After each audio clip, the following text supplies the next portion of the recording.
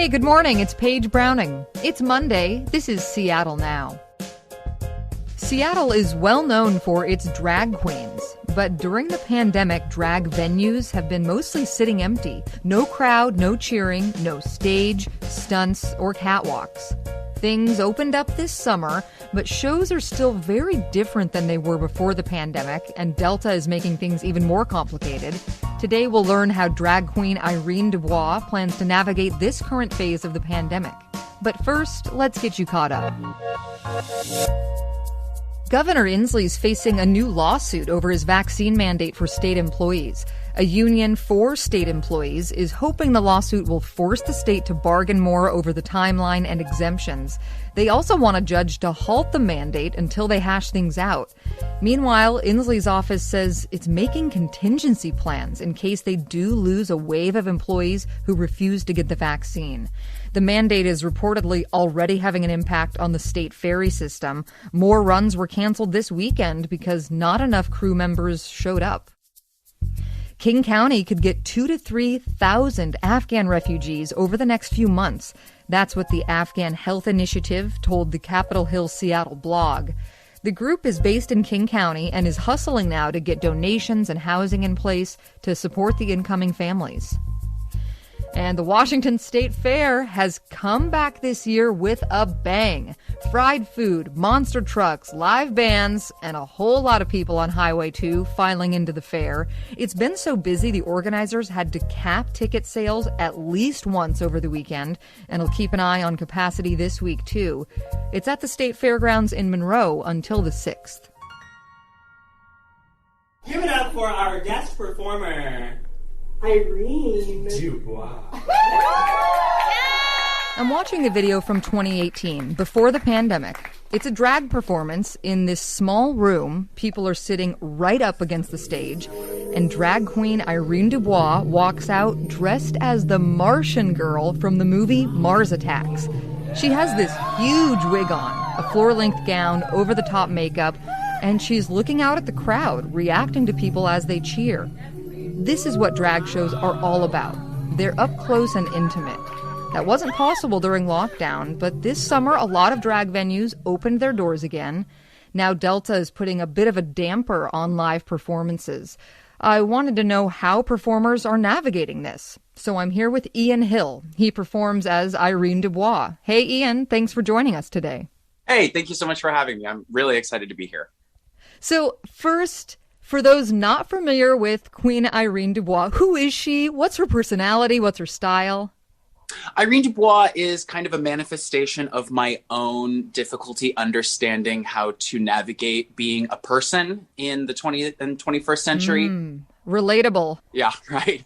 I grew up in Texas as a little queer kid, and I always felt like an outsider. I always felt like an alien. So when I started developing my drag persona, I wanted to manifest that and create an alien who came to Earth in an effort to infiltrate the human race. So her job is to blend in to the best of her ability.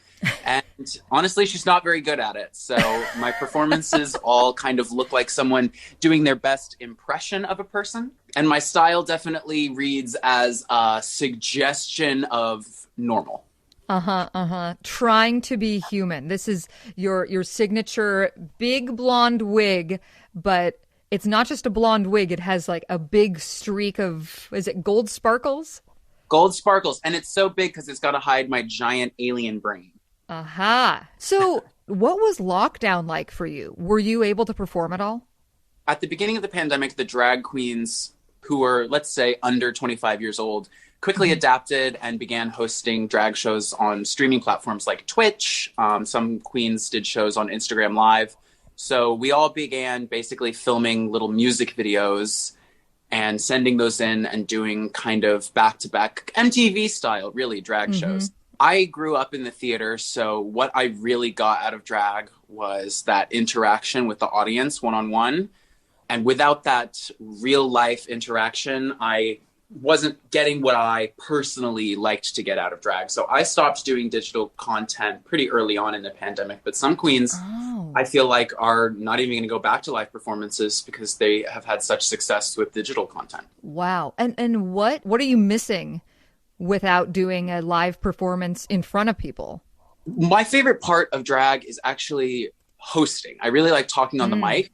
The feeling of landing a punchline, saying a joke and getting that immediate response. You don't get that when you're creating digital content. It's almost like screaming into the void. And after a while, that got a little too lonely and was exacerbated by the fact that I wasn't allowed to leave my house. So I switched gears, started kind of hot gluing headpieces together and just doing some solo work, which thankfully, now that things have opened, I'm getting to wear all of the crap that I hot glued together during the pandemic. Okay. So it became a little workshop instead of performance for a while. Oh, babe, Santa's elves had nothing on me. This summer, then, most venues, a lot of venues at least, have been open. So can you sort of take us inside a show from your perspective? What does it feel like to step out on the stage in front of an audience? At first, it felt really humid, mostly because there was a mask on my face. Yeah, that's real. Drag is a lot of self-inflicted handicaps. We're in uncomfortable shoes. We're cinched. We've got plastic glued to our eyelids. Our heads are being squeezed by wig straps. So to throw a mask on top of it really isn't the end of the world, but it just felt like people had forgotten how to party. I think that drag is appealing as an art form because while being entertainment, it also is an excuse to let loose and party. Unlike theater, you're allowed to interact with the drag queen. You're allowed to yell out at the performer. And post-pandemic, when we came back in 2021, everybody was just kind of like sitting and watching the show. Up. A little bit television. We'd all been locked in our houses for so long that I think people had gotten out of the habit of taking up space. Yeah. It was just difficult to get people to let loose. And I get it. I mean, I was kind of asking myself, like, is encouraging the crowd to let loose the right thing to do? Should they be letting loose? Do you feel like you are getting that live performance energy and feeling that you did pre-pandemic? It's getting there. It certainly is getting there. June was a great month. June, everybody was vaccinated. Everybody was going out again. It felt like we were on the other side of it. And people really felt like they had hope for the future again. They felt, relaxed enough to party without, thinking about how responsible they're being. And so, I'm going to hold on to that June for a while because it feels like that's over. It feels like we've definitely reverted back to skepticism. I'm looking at an audience full of masked individuals who aren't screaming, who aren't partying. Yeah. I mean, that is the truth of where we are now is you want people to come out to shows. I'm sure people want to go to shows, but we're seeing cases increasing. We're seeing hospitalizations increasing. How are you thinking about performing over the next few months? It's different because at the beginning of the pandemic in March 2020, we were all on a level playing field. We were all completely susceptible to the virus, and to gather was irresponsible no matter who you were. There's been a paradigm shift, and now 50% of King County is vaccinated, something like that. So it really feels like there is a population who it's okay for them to party. So what we're doing at most of the venues now is requiring proof of vaccination.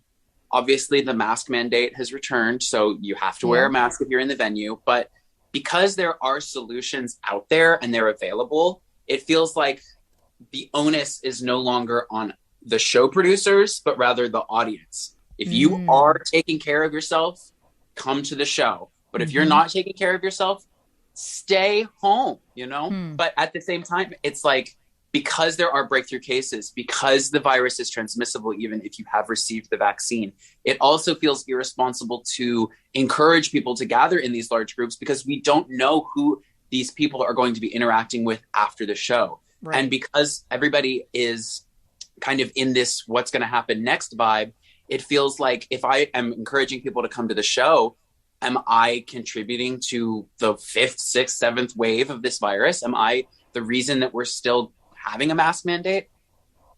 Do you feel like COVID is influencing your work at all as far as content, as far as your look? I definitely have a collection of drag-friendly masks now that I never thought I would have to have. You know, clear plastic masks that allow the audience to see my mouth. Because I'm not singing live. It's important that you see my mouth moving. It is a lip sync, baby. Yeah. Luckily, I'm an alien, so I can wear face shields and kind of incorporate it into the space look. Mm-hmm. When I started doing shows again, I wasn't allowed to go into the audience. I did theater for 15 years before I started doing drag. And what I didn't like about theater was that even though there's an audience 10 feet away from me, it's my job to pretend like they're not there. But drag, you can make eye contact, you collect tips, you perform for the audience members directly. Yes. And that was so appealing to me because it felt like an acknowledgement of reality. So when I came back to drag post-pandemic, we were not allowed to interact with the audience. We were not allowed to get within 20 feet of them. Most drag queens, when creating a number, incorporate time to go collect tips from the audience. Mm-hmm. There's a segment of the number where they're going to walk through and perform for people. Yeah. I had to rethink the way all of my numbers went. They had to be on stage the whole time. And now I'm performing those numbers in an environment where I am allowed to interact with the audience again. And I'm like, oh no, there's no part of this number where I can go collect tips. I'm going to be broke. You have to rebuild it. But, you know, from an audience perspective, you know, that's when I'm at a drag show, that's a big part of what I'm excited about. When the queen's coming by, maybe I'll get to have a little interaction with her, put the tip in. That's so much fun. You feel like as an audience member, you're getting engaged too. So it sounds like that is allowed now, but you have to rebuild it into your show. Yeah. And, you know, it's the kind of thing that, like, how many times am I going to have to rethink the way I do my art form? Mm-hmm. You know, the pandemic hit. Now I'm digital. The pandemic is ending. Now I'm back on stage. No audience interaction. Now we can interact with the audience again, rethinking it again. Now Delta variant is flaring up. Pivot. And it is really the adaptable are the ones who are going to survive, because this has been a test of your flexibility as an artist for sure. What would you tell audience members about the best way to be a fan right now? That's hard. I don't believe in just giving money to a drag performer. I think that there should be a mutual exchange. So if you're watching digital content, feel free to tip. But if you feel safe going to a live show, please come to a live show. Get vaccinated, you know, wear your mask while in the audience and be responsible, you know. I went to a venue, and I'm not going to call them out, but nobody in the venue had masks on, and it was because they were allowed to drink. I know that's what we all want, but we're never going to get there if we don't act as a community and do the hard work of making social life a little less fun. Well, drag performances are still on for now, and we'll continue to see how things might change or pivot in the next phase of the pandemic. Ian Hill, a.k.a. Queen Irene Dubois, where can folks follow you? You can follow me on my Instagram at Queen Irene Dubois. That's Dubois. And there's a link tree on there where you can follow my other social media accounts. I post TikToks. Woo. She still got it. The millennials are taking over. Ian Hill, thanks so much for this conversation. Glad to have you on. Thank you so much, Paige. Thanks for listening to Seattle Now. Do check out Irene Dubois' Instagram page. There are some stunning photos there. And while you're at it, be sure to follow us at SeattleNowPod. Clare McGrane produced today's show. Our production team is Caroline Chamberlain Gomez, Jenny Cecil Moore, Diana Opong, Matt Martin, and Jason Pagano. Matt Jorgensen does our theme music. I'm Paige Browning. See you tomorrow.